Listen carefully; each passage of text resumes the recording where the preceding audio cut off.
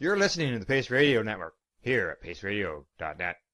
The views expressed by the individuals during this broadcast are their own opinions, and they may not be the same as those of their group or other organizations they may be involved with. All medical advice during our broadcast is not a medical opinion and should be checked with your medical physician. Look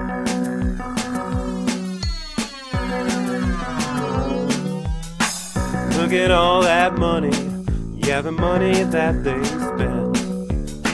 Take another look now and take some time for hemp.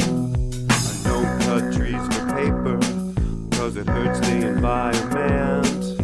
Stop deforestation, yeah, it's time for hemp. Oh, an acre of hemp makes 20 barrels of oil.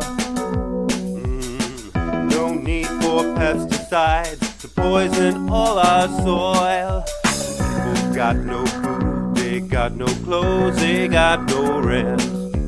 Well, right now it's time for hemp.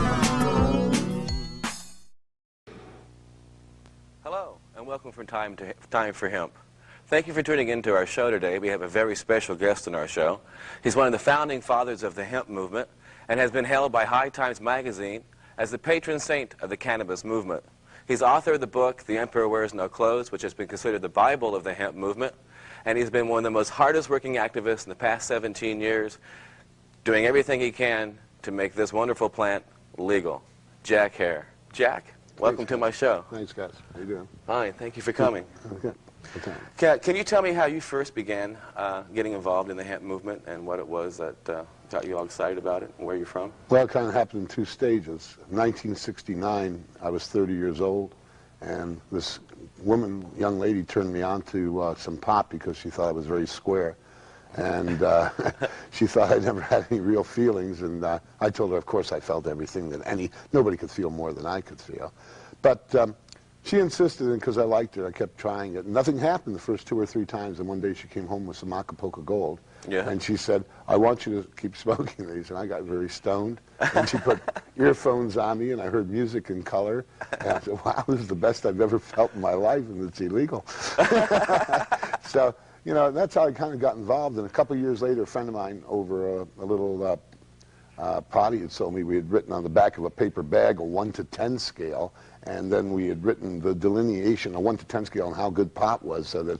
Oh, yeah. And so then pretty soon we delineated to buzz, mild high, very high, mild stoned, very stoned, and stoned. Right. And so what happened at that point was that the government picked up the book that I had written with Al Emanuel and had made it its world standard for some thousands and thousands for ongoing clinical studies. So everybody had to say, how good was the grass you just smoked? And these thousands of studies where they were actually smoking in 74, 75, 76, and they'd have to say a 6 or a 7 on my scale. Or It's 7 on Jack Hare's scale. And then they had to say, did you have a buzz or a mild high? And buzz, for instance, we had delineated as buzz, the first feeling you got from grass, that something was different inside you. Mild high, television was a shade clearer. And finally, when we got up to like very stoned, you could get lost walking in the kitchen. Yeah. You remember those? Yeah. And so one day I walked into the marijuana office in 1973 for the California Marijuana Initiative, which in 1972 had gotten 34% of the vote and actually made the ballot. And I walked in there, and I didn't know anything about marijuana other than this funny little book that my friend and I had thought we'd put together. And we met all these kids in there that knew all these esoteric information about cannabis that we did. You know, at first we got that marijuana made almost all the paper on earth. We couldn't get up the paper sign with the fiber and fuel sign, but hemp for paper, that almost all paper was made out of marijuana until about the middle or the end of the last century. Here's a book almost 200 years old, completely made out of pot. It's made. See, all paper was made Wait from. a minute. All paper was. Thick this is. I know, but all paper was made from rags, and the predominant rag was hemp, marijuana. And this is so. This paper lasts for near ever. And in fact, if it was legal, its pulp would now make all of our paper.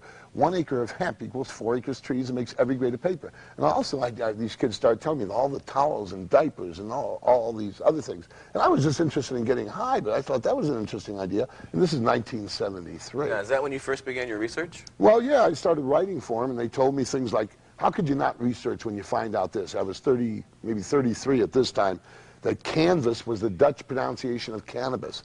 That canvas sales, like in old Ironsides and all through the last century, that the word canvas meant cannabis, and canvas sales were cannabis sales. And canvas-covered wagons that went west were cannabis-covered wagons. Wow, what a trip. And then, you know, all coming from this one plant. It was softer, warmer, longer lasting. It was an incredible plant. And I started, wow, this is interesting. But I never realized how much it could go. It would just go and go and go. That this plant could make all the paper, fiber, fuel to make the food and protein for the whole earth, that it would be the #1 food to feed the earth's people and the earth's animals if it wasn't illegal. That's the best protein. Its seed oil almost exactly matches human blood plasma. No other seed oil on earth does.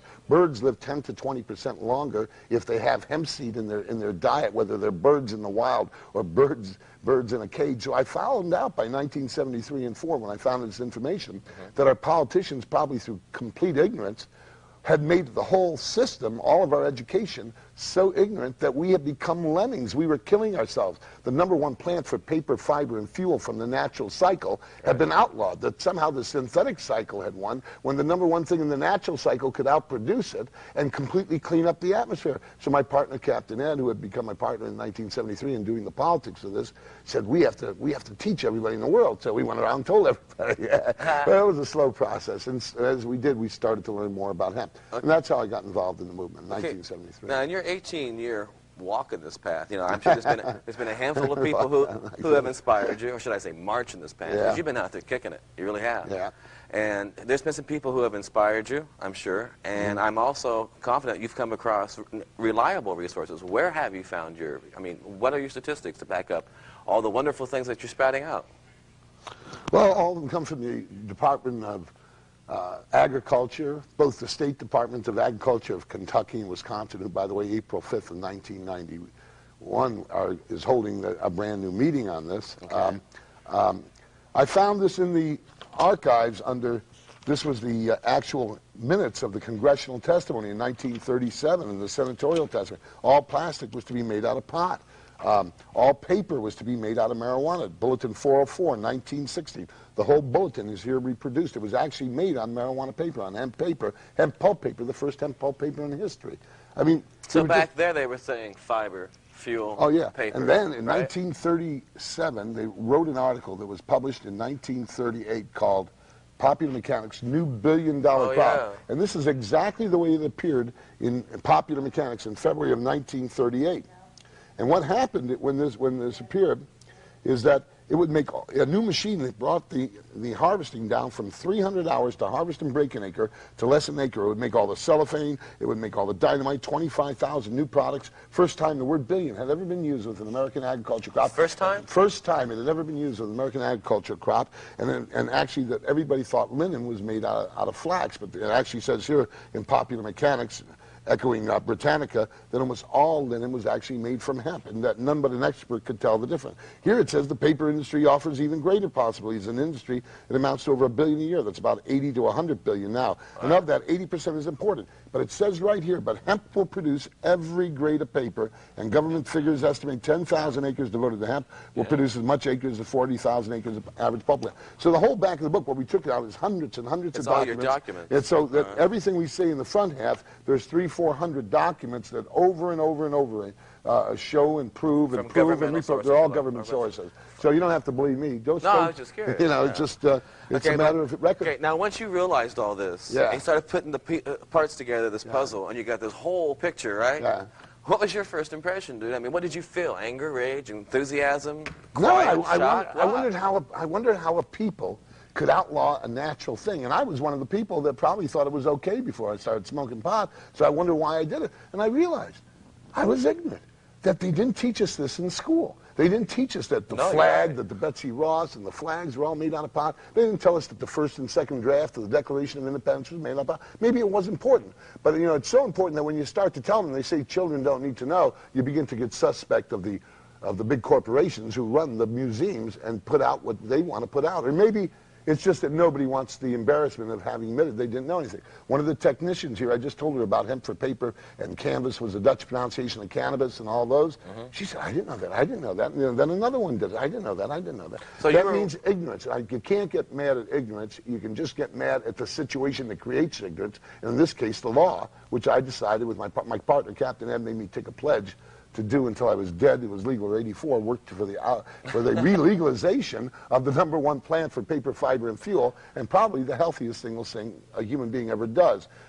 Along the way, I found out that hemp, when you smoke it, dilates your arteries, lowers your blood temperature, your body temperature, lowers your ocular pressure, dilates your bronchioles better than anything else we have, and finally, it lowers your stress, the #1 killer on earth. So here is the healthiest thing that statistic after statistic indicated you might even live longer if you smoke pot every day than if you do no drugs whatsoever, and you lived 8 to 24 years longer than people that used alcohol and tobacco. What kind of idiot would make somebody else be a lemming for some stupid law that politicians in their ignorance must have made up? Because if they knew it, they'd be criminal working for pharmaceutical companies. Like George Bush used to do with Lilly, which was owned by Quail. Yeah. Isn't that nice? Now, I know that you keep using the word hemp, hemp, hemp. The name of your organization's Hemp, stands for Help End Marijuana Prohibition. And hemp seems to be your favorite word. But in all honesty, isn't hemp marijuana? I mean, why aren't you using the word marijuana? Why do you keep using it and hammering it into people's minds as hemp when it's really marijuana? Well, along the way, I began to read all this William Randolph Hearst yellow journalism, whether it was from him or from his newspaper editors or some conjunction. But his yellow journalism, what do you mean? Yellow journalism, Hearst, if you look up yellow journalism in the dictionary, it'll tell you William Randolph Hearst newspaper. It means when you do sensational, outrageous stories. And he was doing that with? Well, he was doing it with marijuana. He's had headlines, marijuana goads boys to bloodlust and murder in 30 days. Well, you know, I've never seen anybody do anything on pot except get the munchies, you know. So, yeah, I don't know. I mean, and they would say that marijuana turns man into a gunman, that axe murder smoked marijuana cigarette 4 days before. Oh, kind of like that reefer madness yeah, stuff. well, yeah, and you know, and they use the word marijuana. When I look back, you know what the word marijuana comes from? The Mexican Sonoran colloquialism, slang, for intoxicant. It didn't even mean the flower of the hemp plant, since our politicians put out this, they call this marijuana, but actually it's the flower of the hemp plant, and the stalk, of course, is the hemp of the hemp plant. Or from it comes the hemp of the hemp plant. But the word marijuana became known by the poor people, the Mexicans and blacks who smoked it along the border and in the southwest and around New Orleans. And they called it marijuana or reefer or grifa. And what happened was William Randolph Hearst never used the word hemp. Now, we had hundreds and hundreds of hemp medicines. It had been the #1 and 2 and 3 medicine in America through most of the 1800s. But until 1863, it was the #1 medicine we had in the United States for asthma, for muscular spasms, for tetanus. It was the only thing. When somebody got tetanus, we gave them huge, massive doses of hashish, or what they called hemp extractums or cannabis extractums, and we give them so much that they get more in a day or two than you and I have done in our life. Wow, pay to get sick. And well, wait a second, no, I don't think so. These guys didn't like it, but for 9 days while they had the tetanus, which is feces in the blood basically, and then before the toxins could pass through the liver, and you got the lockjaw. And the only thing that could keep your muscles soft enough so you didn't die from this, and to allow the toxins to pass, was to take huge, massive doses of hashish. Wow. And nobody ever died from it. In fact, I want to repeat that. There's never been a single death from marijuana. Casper. Not one? None that we know of, except at the hands of police. I mean, there probably is some car accidents, but it's well known that people do seem to drive a lot safer. They've done study after study after study, from car and driver to the University of Washington, and that they found out that people actually drive a little safer as far as getting home than even people that are straight. They just miss their freeway exits more often. But when you're straight and you miss your freeway exit, you go, wow. But when you're stoned, you go, I understand. We've got I like that. I relate. I understand that we got a roll-in that we want to share with the audience, that you've been doing a hemp tour around the nation several years off and on, and you've taken your message across the United States. I speak a couple hundred colleges a year. And you're probably one of the best known speakers on the topic. And I believe here this particular was shown at Santa Clarita. I don't know. I've done hundreds. Santa Clara. And Santa Clara, California. Or Santa Cruz. Santa Cruz, who knows? Santa something in California. Okay. Because your message is pretty strong and pretty much the same and consistent, which makes you different from a lot of people who go out there and say one thing one day, and one day the next, and one day the next. Like, aren't we all happy campers type of comments, right? I'm a happy camper. I'm a happy camper. And so I think it might be possible to take that role in now, please. So without any further ado, let me introduce to you the man who's really behind this thing, Jack Herrick.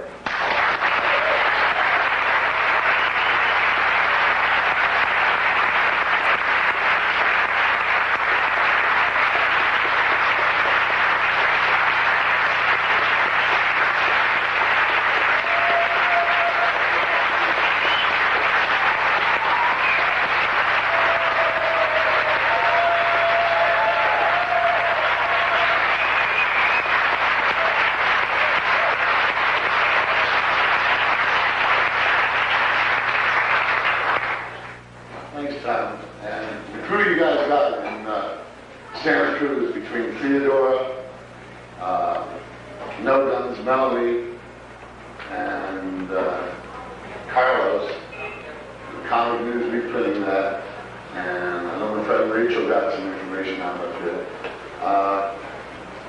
Nice turnout, and I hope that one of the things you learned from me tonight is how I learned about this, which was like, I had no idea. I mean, if any of you think you didn't have any idea, I didn't have any idea that marijuana, when I started writing, when I wrote my first book about pot, I had no idea that marijuana and hemp came from the same plant. In fact, I wouldn't have known what hemp was.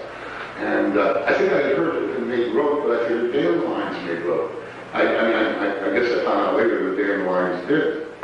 But here I was with, smoking pot. I'm 30 years old, I just got divorced, and I smoked some pot. Well, how I smoked some pot was this girl decided that she wanted me to get high because she thought I was pretty square. And I thought I was really cool. I had read thousands of books. I had known all sorts of Chinese restaurants. I had...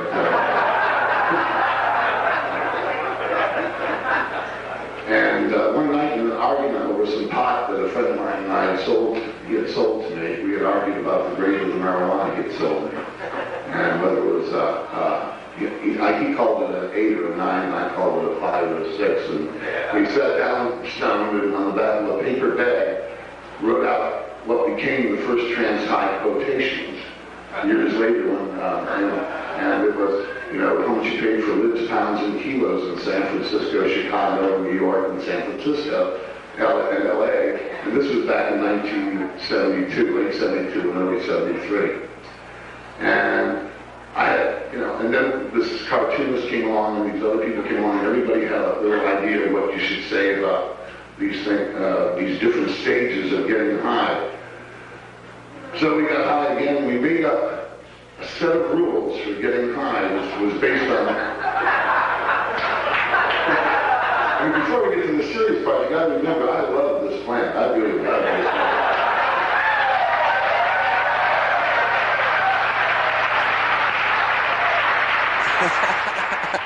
That's great.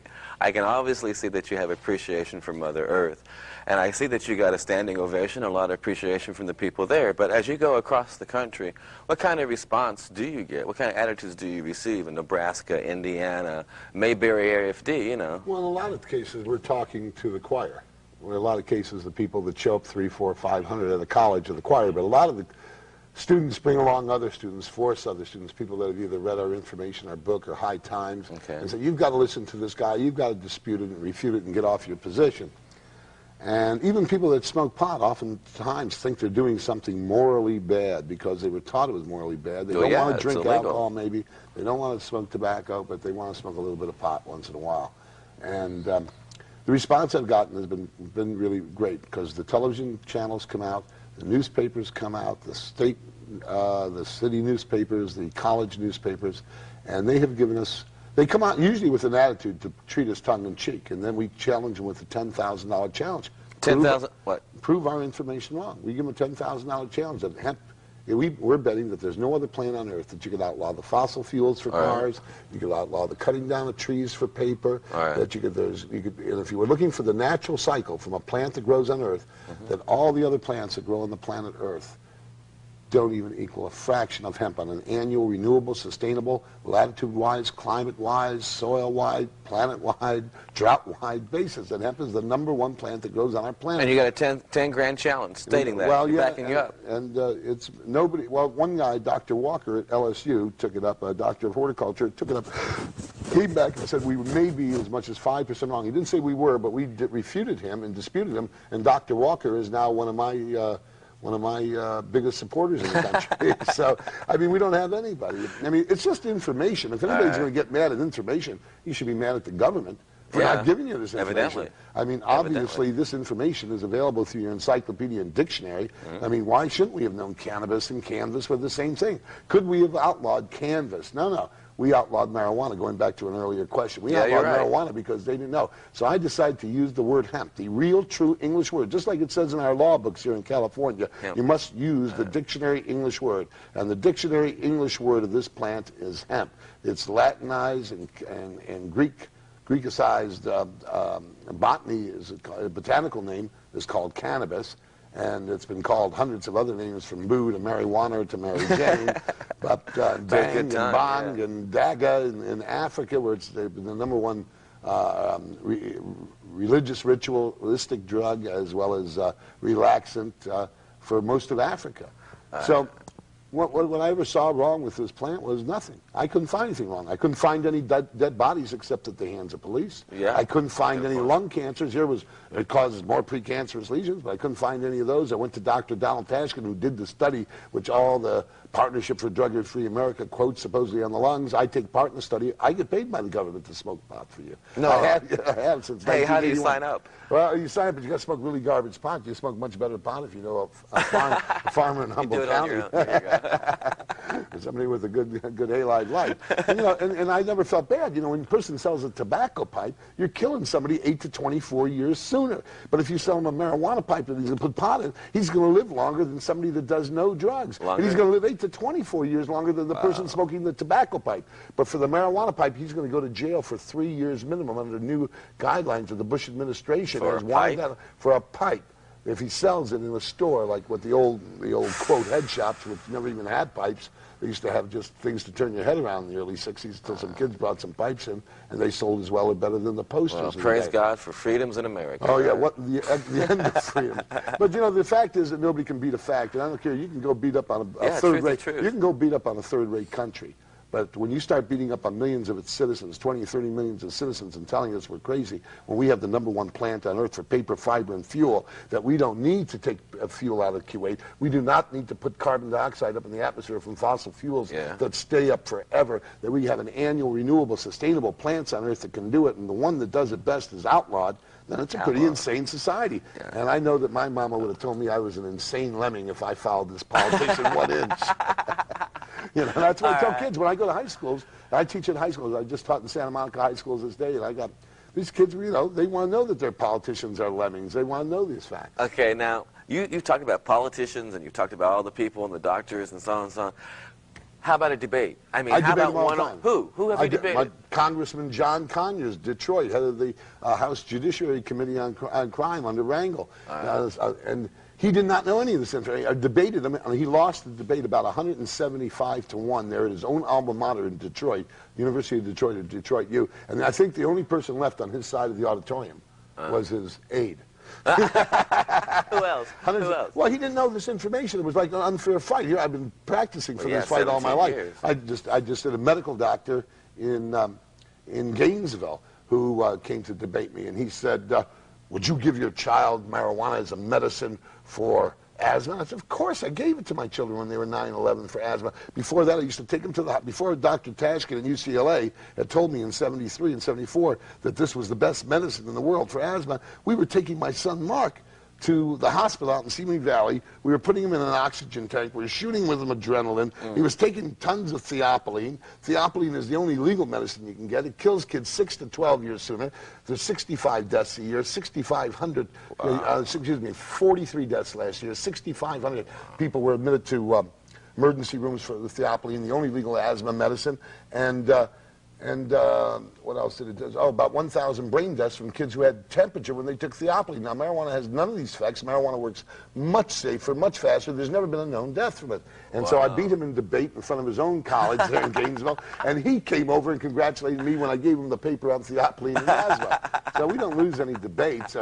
I had a guy from the DEA said that, well, you can make fuel out of anything. We can make it out of eucalyptus leaves. I said, you can grow 100 million pounds of pot for every 1 pound of eucalyptus leaves. He said, you can still make a fuel out of it. The DEA isn't playing with a full deck. No. They're just a bunch of fascist people that want to enforce the laws, as far as I can see, so they can get more power. Okay, now from what I understand, that it's true that you have financed the movement, financed the book, got the book out there, got all the word out there. You have been the one out there just kicking ass, Yeah, right? nobody can beat a fact. I found that out when I was a little kid. My dad told me about all his relatives that were killed during World War II, and he said, don't you ever put up with anybody shoving you around. I had cops beat me up in L.A. so many times. I used to make the headlines in the paper here in the metro section all the time, out there petitioning for this thing. They used to do all sorts of weird things. And we decided to take all my wealth and all my ability to make money and finance this movement. And my book seems to be doing a quite a bit of a job. underground book in the country. Yeah, very congratulations on that, too. Can I mean put in that. a plug for the book? Yeah, please. Okay, you can get the book. It's called The Emperor Wears No Clothes. It's the Hemp and the Marijuana Conspiracy. And you can get it from Hemp, H-E-M-P, 5632 Van Nuys Boulevard, Van Nuys, California, 91401. It's $12.95 plus $2 mailing and handling to Hemp, 5632 Van Nuys Boulevard, Van Nuys, California, 91402. $12.95 plus $2 mailing and handling. We'll get it right back to you. All the facts and documentations are in there so that nobody has to guess about this. You'll be in sure ground. You'll be clear when you communicate about hemp. Okay. Is there any closing statement you'd like to make at the moment? You got just about 30 seconds or so. Thousands of kids have come and told me their whole families have come back together over hemp, that they've read the book, brought it to their moms and dads, and they're together again, smoking with their parents. So I'll tell you, the time for reefer madness is over. Yay! And the time for reefer gladness should begin. All right. All right. I'd like to thank Jack for being on our show. It has been educational and eye-opening and fun. Thanks, guys. And I hope that this show has an ability to bring the truth out to the nation. I have been told that we are now being shown in about 25 states, 47 cities, and our audiences are growing. If you have anything that you think would participate in what we're doing here, we are focusing soon on the victims of this war. Jack has friends who are suffering as victims, don't you, Jack? Till the next century, they're in prison for doing something, smoking a flower from the ground. And we want to find some way to get them free, and we want to put faces on these victims. Please contact us. If you're aware of people in your area who have knowledge that we need to bring to our show so that we can enlighten the people who are observing us, please do. I know Jack will have other people to direct to us in the future, and I hope to have him back on our show. Anytime you want to come back, Jack, please don't even hesitate to ask. Come on back. All right. And I ask that our audience out there tell their friends about the show and do everything you can to get the truth spread out that Jack has worked so hard for. He's moved 17 years and he's still going, and there's a reason for it. He believes in what he's doing, and it must be true. Hemp is the one plant that is going to save this planet. And I believe that with the help of people like Jack, Captain Ed, and all the other people who are working very hard, this will come true. I ask you to get out there, raise your voice, let them know that our brothers and sisters must be set free. And remember, the next time you see me on your television show, you'll know that we're going to get together and teach you everything we can about this plant. And it will be time for hemp. Thank you. Say, did you ever meet that reefer man? No, I never met the guy. Tell me about it. Oh, no, you're not kidding me now, are you? You never met the reefer man?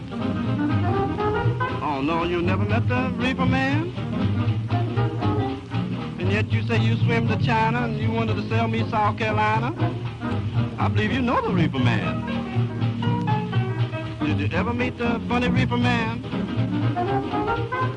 You never met the funny reefer man? And yet you say you walk the ocean anytime you take a notion? Yeah, I believe you've seen the reefer man.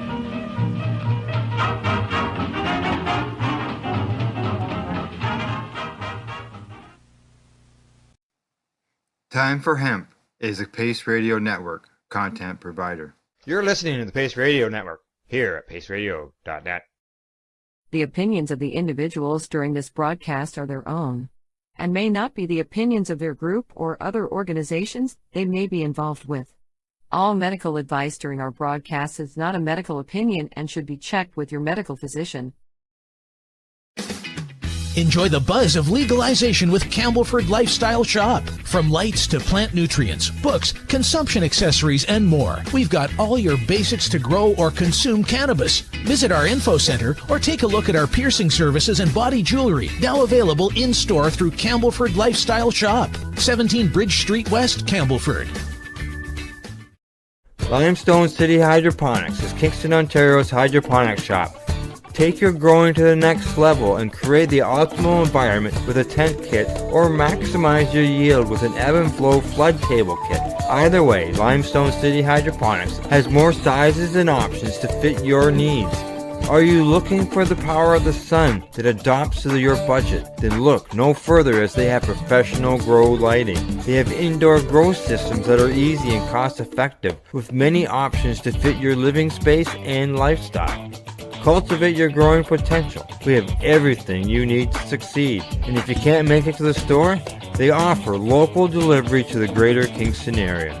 Remember, when you're looking for experts to help you grow, then look no further than the locally owned Limestone City Hydroponics, 105 Sunderland Drive in Kingston, Ontario. Call them at 613-548-0420. We are people advocating cannabis education here at Pace Radio.